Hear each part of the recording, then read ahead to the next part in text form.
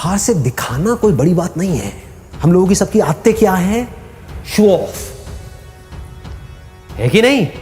इसको समझना पड़ेगा, रियलिटी को समझना पड़ेगा।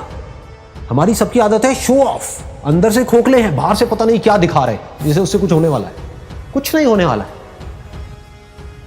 शीशे में अपनी शक्ल देख रहे हो और अपने बारे में कुछ सोच रहे हो, तो शीशे में देख करके अपने आप को क्या बोल रहे हो? जो बोलोगे वैसा ही आपके साथ होने लग जाएगा।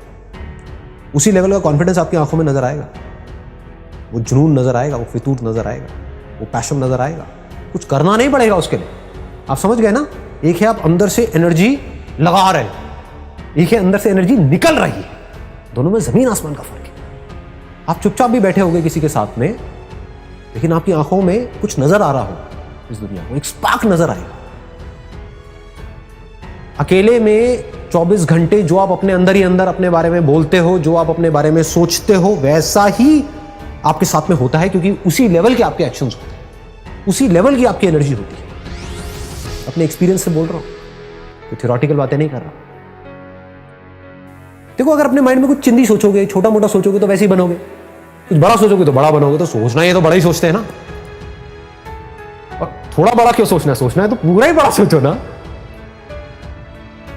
मतलब मेरे अंदर कुछ हिडन पावर्स हैं जो हो सकता है अभी मुझे खुद को भी पता नहीं है, मैंने उसको डिस्कवर नहीं किया है, लेकिन है, इसमें कोई शक नहीं, क्योंकि कोई भी किसी से कम नहीं है। मेरा जो आउटलुक है, यानी कि मेरी जो खुद की नजर है खुद को देखने की, वो ये है, और वही मैटर करती है। दुनिया की नजर में आप बहुत बड़े सेलिब्रिटी बन गए, उसके बाद में डिप्रेशन की गोलियां खा रहे हो बैठ करके, या फिर अपनी लाइफ से दुखी हो। क्यों हो रहा है ऐसा? क्योंकि वो खुद को अपनी नजर से नहीं देख रहे हैं, दुनिया की नजर से देख रहे हैं। दुनिया कभी उनको चढ़ा देती है, कभी गिरा देती है। दुनिया का तो काम ही यही है, और काम क्या है? दुनिया का और कोई काम है क्या? काम ही यही है, उनको मजा ही इसी में आता है। एक बंदे को चढ़ा दिया पहले तो चने के झाड़ पे, उसके बाद में बिल्कुल ही गिरा दिया, फिर ऐसे करके रगड़ दिया, और बंदा रो रहा है बैठ करके। क्यों? क्योंकि दुनिया के चढ़ाने से वो चढ़ गया। आप ऐसा करो ही मत। ग्रेटेस्ट की डेफिनेशन को ठीक रखो। I am the greatest. क्यों? इसलिए नहीं कि दुनिया मुझे बोलेगी नहीं, you are not the greatest, you are the worst. मान लो you are the worst, how does it make a difference? दुनिया से मेरे को कोई मतलब ही नहीं है। मेरे को खुद ये देखना है कि मैं खुद अपनी नजर में क्या हूं।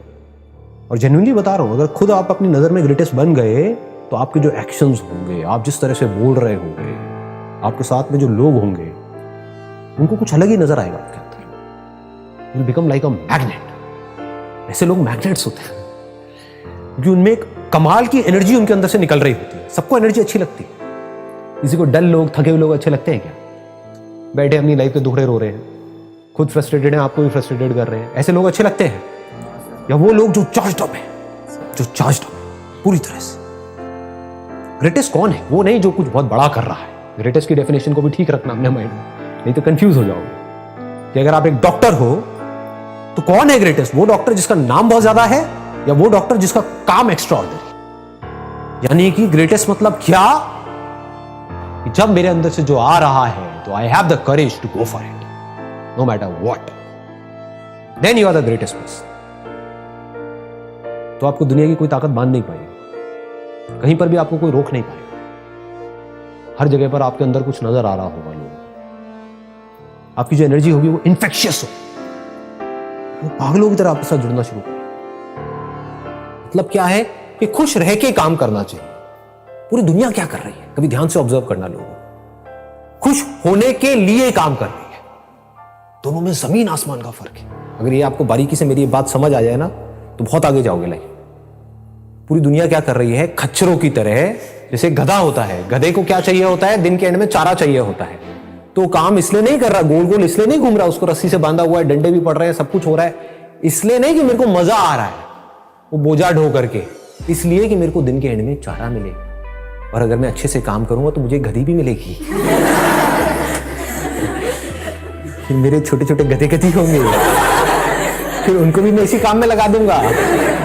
ये दुनिया की हालत है। जबकि एक्चुअल में लाइफ क्या है? हम कोई गधे थोड़ी हैं, हम इंसान हैं। तो हमारे पास में चॉइस है, तो उस चॉइस को यूज करना चाहिए। तो चॉइस को यूज करने का तरीका क्या है? जो भी काम करो, छोटे से छोटा, बड़े से बड़ा, इसलिए मत करो कि ये काम करके मुझे ये मिलेगा और फिर मैं खुश होऊंगा ना।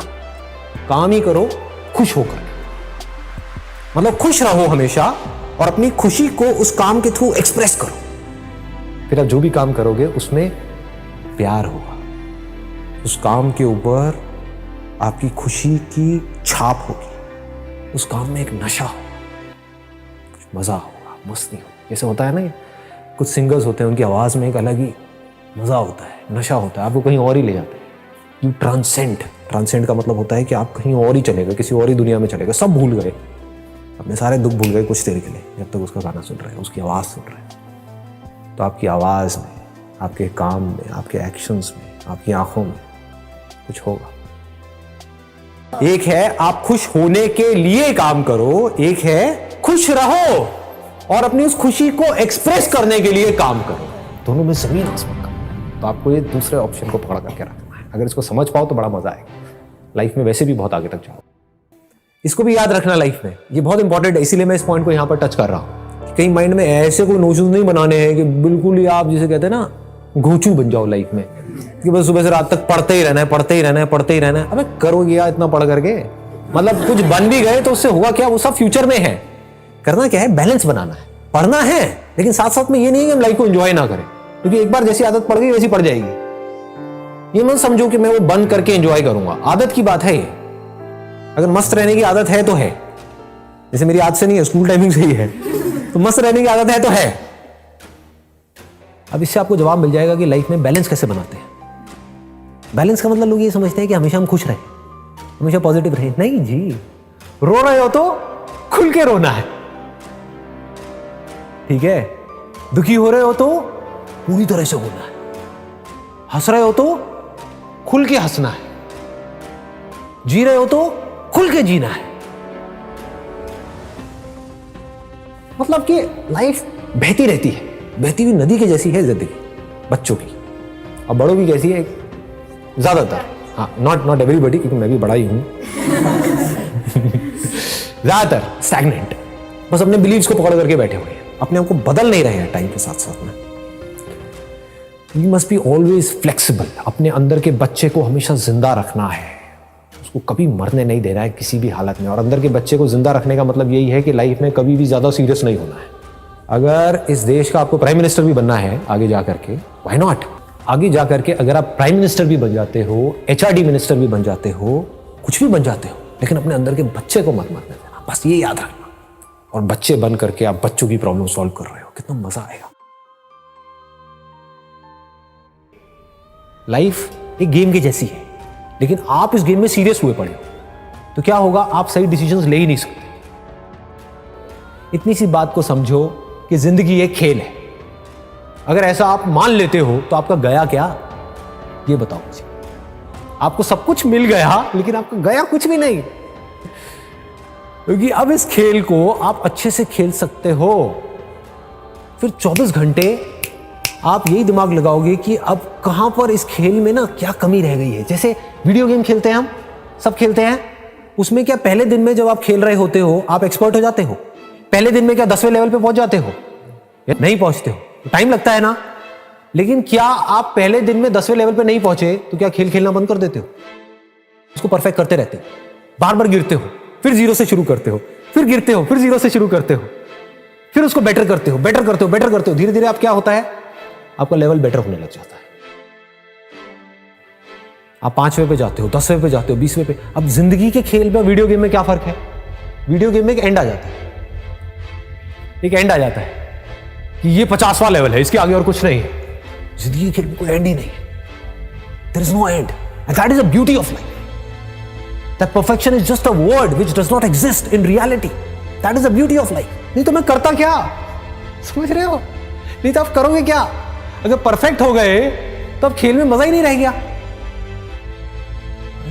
जब तक जिंदा हो, जब तक सांसें चल रही हैं, जब तक हम हैं इस दुनिया में, तो उस खेल को हम बेटर करते चले जा रहे हैं, और बेटर, बाहर नहीं, अपने अंदर।